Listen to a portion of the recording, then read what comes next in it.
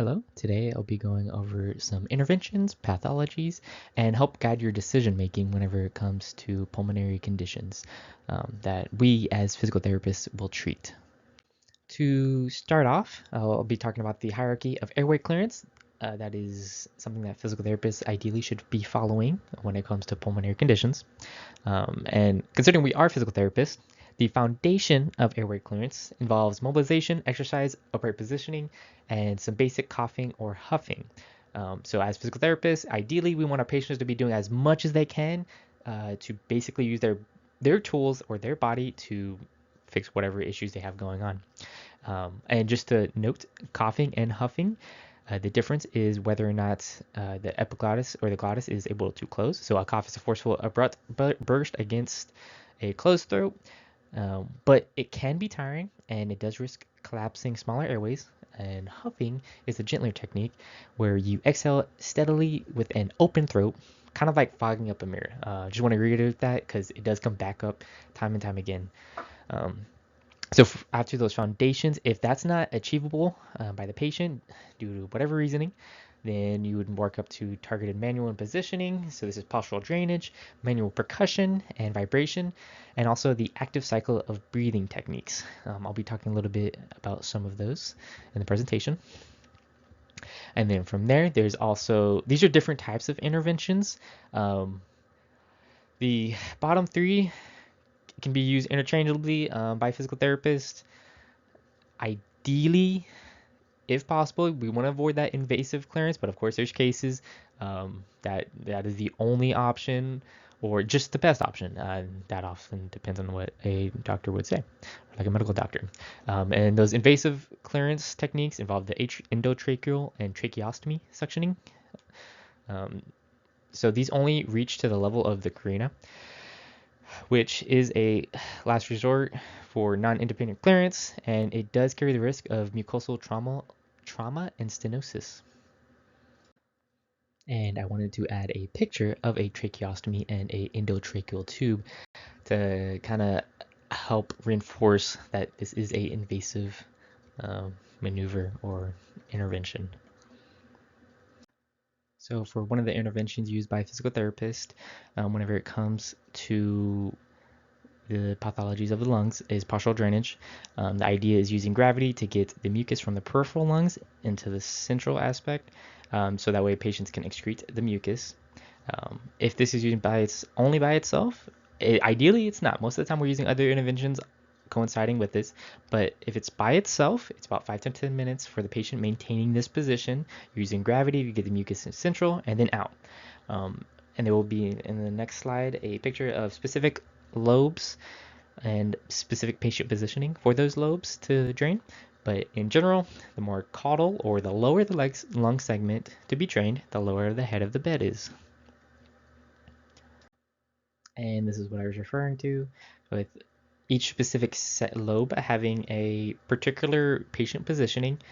But as you can see, the lower on the lobe on the lungs, basically the lower the head of the bed is. But you're trying to use gravity to get the mucus into the middle and then out of the lungs, because otherwise it can just stay in the peripheral parts. This is another intervention used by physical therapists. This one goes great with postural drainage because you're already using gravity to help assist the mucus from the peripheral to the central lungs to help cough it out. But now you're also including some mechanical forces. So you're going to be using a lumbrical hand or a cupped hand. A lumbrical, basically you're moving at your MCP joint, metacarpophalangeal joint, like before your fingers, pretty much from your knuckles, your knuckle joints, basically. And that's going to be, you'll be doing 2 to 5 minutes percussion per segment, like per lobe segment of the lungs. And then after that time period, you only use vibration during exhalation or coughing and huffing. You do need to maintain or monitor vitals. You need to stop if there's an increase in respiratory rate, blood pressure, decrease in oxygen saturation, if there's new signs of dyspnea, a mental status change or cyanosis. So you do need to monitor the patient and ask them how they're doing. Make sure, always check up on them regardless of what you're doing. Another intervention that physical therapists use is positive expiratory pressure therapy. So it provides back pressure during exhalation, and it splints airways open and promotes collateral ventilation, dislodging trapped mucus. And you can also use it for reopening collapsed airways or post-ops or reducing hyperinflation. It's kind of like blowing into a straw, and that pressure goes into the straw but then goes back into your bronchioles and bronchi. There's a few different dosing parameters, and there's a few different tools you can use with this. And here's a list that is commonly used by physical therapists, as far as I'm aware. There's Therapep, Flutter, Aerobica, and the HFCWO vest. A big thing to note is that each one requires different patient efforts, and there also are differences within like the magnetically controlled OPEP. There's a green version and then a blue version, each requiring different efforts. A big thing to note is that the acapella is gravity independent and can be used in any position, while the flutter has to be held horizontally because it's gravity dependent. So this has those use cases where if a patient cannot sit up or is uncomfortable in a long sitting or short sitting position, you can't really use the flutter because it has to be held horizontally. And then there is the high frequency chest wall oscillation. I actually had a picture of that in the vibration slide. It's a passive method, and it uses rapid compressions, so they're about like 5 to 25 hertz, and they help thin mucus and create mini coughs in a sense. It's typically used for pediatric populations or those who cannot participate in therapy, so it can be done at home, which is really helpful for some populations. Now we're on to inspiratory muscle training, and you do treat these like other resistance training, so you follow similar guidelines. There's typically either strength or endurance focused training, but it depends on the goals and limitations of the patient. And another thing is that you have to treat proper technique, just like with resistance training. You want to avoid, in this case though, you want to avoid excessive accessory muscle compensation. The ideal muscle to be targeting is the diaphragm. But who needs it? COPD or chronic obstructive pulmonary disease, congestive heart failure, post-op patients, neuromuscular patients, any patients with dyspnea, shallow breathing, low maximum inspiratory pressure, when do you want to start? Early in rehab and after post-op, or in acute care when stabilization is achieved. You want to incorporate it separately from cardio and resistance training because you can tire those muscles out, and you could create a situation where those muscles aren't able to meet the demands that the patient needs. But you can do it about 5 to 7 days a week, and it depends on the patient, goals, and limitations. So considering you are training their breathing muscles, which is a necessary component to living, you do need to be careful. You need to watch their vitals and watch for dizziness, chest pain, O2 desaturation, abnormal heart rate, and teach proper technique whenever you're doing it, so avoid those accessory muscles compensating. To reiterate a little bit, so inspiratory muscle training, you're using those skeletal muscle principles of overload and specificity to the diaphragm because it is a muscle. If the respiratory pump is weak, the work of breathing increases, those accessory muscles kick in, compensate, and then that can lead to dyspnea. So you can max out your diaphragm using this maximum pressure, inspiratory pressure. There's a tool for that. It's basically the highest negative pressure generated against an included airway. That's the one rep max. So whenever it comes to diagnosing a clinical weakness, whenever it comes for maximum inspiratory pressure, it's 70% of predicted normal, which is 80 to 130 in men and 60 to 100 in women. Or if there's abruptly falling pressures indicating poor muscle endurance. So going back to the goals and limitations of the patient, some patients need to work on their maximum inspiratory pressure. Some need to work on their endurance of their diaphragm in order to contract multiple times over a period of time, or endurance training, just like resistance training. There are three, as far as I'm aware, resistance curves whenever it comes to inspiratory muscle training. There's threshold loading, so it does not open until that threshold is met. It provides a consistent quantifiable load regardless of flow speed. So a big thing to note with threshold loading, flow speed does not matter, but it does have a consistent and quantifiable load once that threshold is met. For resistance loading, this one depends on how fast the inhalation is. This one you need to watch out for because the patient can cheat if they're taking slow, shallow breaths to basically lower the load. The harder you breathe in, the more pressure you get, or the longer you breathe, the more pressure you get. And then there's tapered flow loading. This is typically electronic because there's computations going on, and there's a high load at the beginning, and then it tapers off as the lungs fill up with air. It's beneficial because the diaphragm is the longest and strongest at the beginning. And this optimizes training across the full length tension curve. So this is ideal, but they're also more expensive because they're electronic. And this goes back into strength versus endurance training. Considering the diaphragm as a muscle, you have different resistance training guidelines.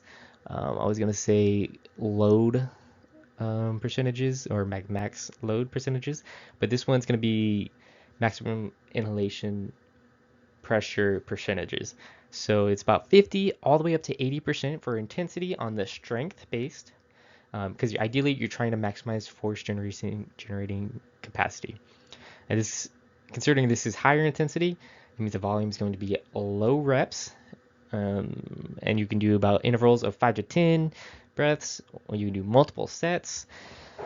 A few different ways you can do this, depends on the case, context, etc. And there's also endurance-based inspiratory muscle training. So you're trying to improve fatigue resistance. So for an example, you're trying to reduce dyspnea during extended walking. The ideal intensity is 30% of maximum inspiratory pressure. And this consists more so of high reps and low load. So you can do like 15 to 30 continuous minutes. That's where it strays away from resistance training. You're not going to be doing that for 30 minutes on bicep curls, for example. You do want to reassess MIP every 1 to 2 weeks. You also want to go about 5% of the MIP once a week if the patient is tolerating it well, or if it's getting too easy. So a big pathology that seems to be pretty pronounced is bronchiectasis. I remember this one because I think of the vicious cycle. That's the first thing that comes to my mind because it's a bunch of mucus causing issues, causing more mucus. And basically, there's a lot of thick, purulent sputum, apparently several tablespoons immediately upon waking. So this helps with that. The PEP can come into the positive expiratory pressure can come into help, or the postural drainage. Multiple of these interventions that we've gone over today can be used on bronchiectasis, and it's similar to the next one but different. Next pathology I'll be bringing up. But basically, mucus causes issues in the lungs. Lungs don't like that. Lungs secrete more mucus. That vicious cycle, and then that leads to airway dilation, and then it's a bunch of infection. So this is similar to bronchiectasis because there is a focus on mucus, but it's different because this is a genetic mutation for cystic fibrosis. So it's a CFTR genetic mutation, which results in dehydrated thick mucus that impairs ciliary clearance and makes it harder for you to clear it. So it disrupts the chlorine secretion and increases sodium absorption. The lost liquid turns normal mucus into that thick, tenacious, immovable mucus. This leads to permanent inflammation. This also can lead to GI issues, metabolic issues, and MSK issues. So there's often antibiotics taken, meds for the CTFR gene, and enzymes taken to help out with the enzyme or the pancreatic insufficiency. To go a little bit more in depth over the differences between the two, so bronchiectasis is an acquired syndrome, so it's post-infection, aspiration, or we don't know where it came from, idiopathic. As for cystic fibrosis, it's the CFTR gene. Bronchiectasis is isolated to the respiratory tract. Cystic fibrosis is multisystemic, so it touches a little bit of a few different systems, such as lungs, pancreas, GI, gastrointestinal, liver, or the reproductive system even. Bronchiectasis is typically diagnosed in adulthood. And then cystic fibrosis, concerning genetic, typically newborn screening. So it's a pediatric management burden. As for PTs or physical therapists, for bronchiectasis, we're focusing on secretion clearance, endurance training, and breaking that inflammatory vicious cycle. For cystic fibrosis, we're aiming to do about 2 to 4 daily rigorous airway clearance techniques, cycles. Would you need high calorie endurance exercise? We need some postural mobility, help with that MSK issues, and then also strict cross-contamination protocols to avoid worsening. It's systemic, you have multiple things going on, so they're at risk. Now on to pulmonary hypertension. So this is defined by a mean pulmonary arterial pressure above 20 millimeters of mercury, and this imposes a massive afterload onto the right ventricle of the heart, which can lead to cor pulmonale. Cor pulmonale, we touched upon, I believe, is a condition defined as the enlargement and failure on the right side of the heart. So like jugular venous distension is an example, or peripheral edema, that right side of heart failure. So this is a very serious condition. You can exercise. It's recommended to exercise. You do need to be careful though. Whenever you're exercising, you need to be vigilant for exertional syncope or angina, or just basically the patient pushing himself and getting dizzy or passing out, fainting. As for angina, that's just pain, typically chest pain in this case. The mechanism of failure, so with that low oxygen in the lungs, pulmonary vasoconstriction, which is the good thing for the lungs to do, because they want to keep blood flowing to the better parts of the lungs to get the alveoli. That way we're not getting into those shunts and dead spaces. So shunt is just blood. The dead space is just air, not enough blood, with the oxygenation, respiration, etc. That kind of stuff. As for the exercise prescription with pulmonary hypertension, so patients need exercise.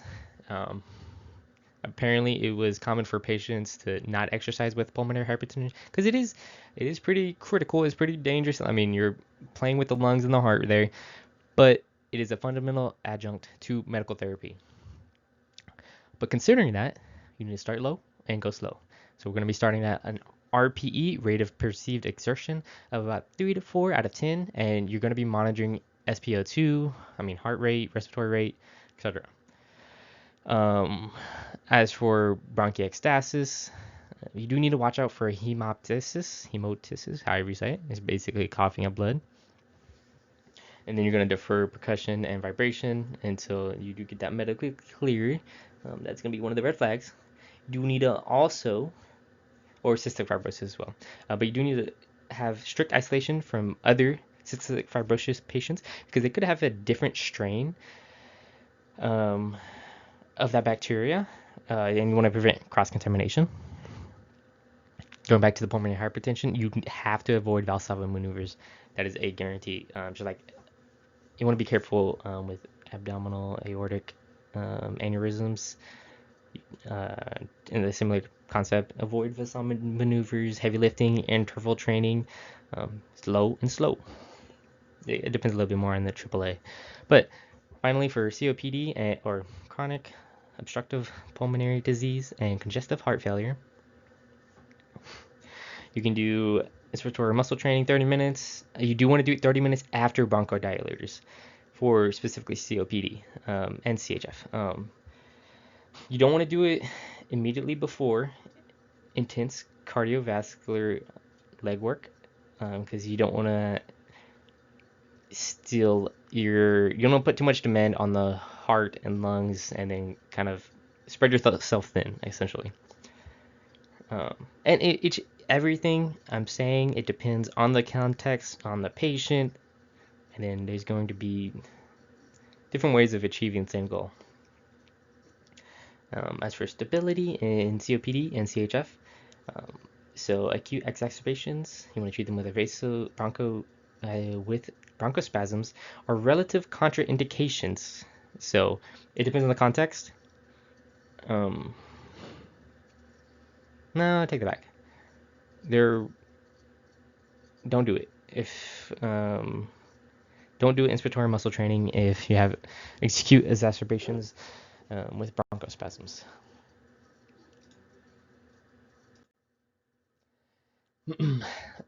Oops, I'm gonna skip that slide. Okay, sorry. Yeah, that last slide made no sense. So just kind of like a general guideline on interventions with pathologies. This is not the only option, but for example, if somebody has bronchiectasis with that morning pooling, you can start out with the HFCWO vest for about 30 minutes. You can also use nebulized mucolytics. So nebulized means through the air. A lot of asthma inhalers are nebulized. You press that like canister down and it shoots air out. Then you can also use postural drainage and then strength-based inspiratory muscle training to optimize cough generation. For a severe chronic obstructive pulmonary disease patient with a flattened diaphragm, you can work on threshold inspiratory muscle training with an endurance focus. Submax aerobic pacing and active cycle of breathing techniques to prevent early airway collapse. And finally, for the hemodynamic risk patient or class 3 pulmonary hypertension, you can do strictly paced aerobic walking. So start at that low RPE because it's dangerous, but necessary to work out still. Plus continuous pulse oximetry, stay above that 90% SpO2, and light non-Valsalva resistance training, and avoid head-down postural drainage to protect the right heart from getting overloaded by the blood flow, with the gravity pulling the blood into there. Other than that, that'll be it for today. Thank you so much for attending.